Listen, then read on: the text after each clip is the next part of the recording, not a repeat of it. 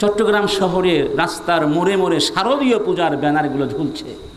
অমুসলিম ভাইয়েরা স্বাধীনভাবে তাদের ধর্ম কর্ম পালন করবেন, আমাদের কোনো আপত্তি নাই, ঠিক কিনা?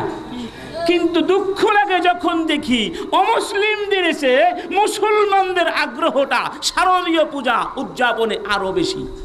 কি অদ্ভুত কাণ্ড!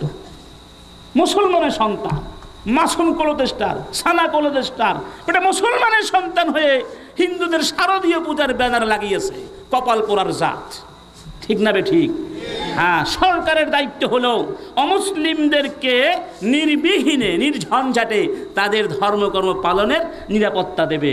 কিন্তু আপনি আমি যদি একেবারে গায়ে পড়ে গিয়ে তাদেরকে টাকা পয়সা দিয়ে ব্যানার তৈরি করে পূজা করিয়ে দেই, তার মানেটা হলো কি? আমরাও যেন মূর্তি পূজার দিকেই ছুটে। মক্কায় যখন ছিলাম, পিস টিভির আলোচক ডক্টর আবুল কালাম আজাদ সাহেবের সাথে, আব্দুর রহমান মাদানী সাহেবের সাথে আমার বেশ আলোচনা হয়েছিল।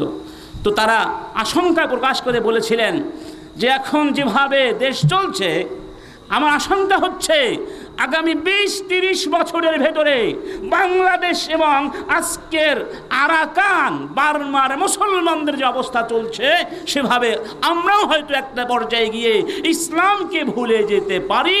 আমরা এই সংখ্যাগরিষ্ঠ জনগণ সংখ্যালঘিষ্ঠ হয়ে যেতে পারি যদি এখনও আমরা আমাদের এই পরিচয়কে ধরে রাখার চেষ্টা না করি।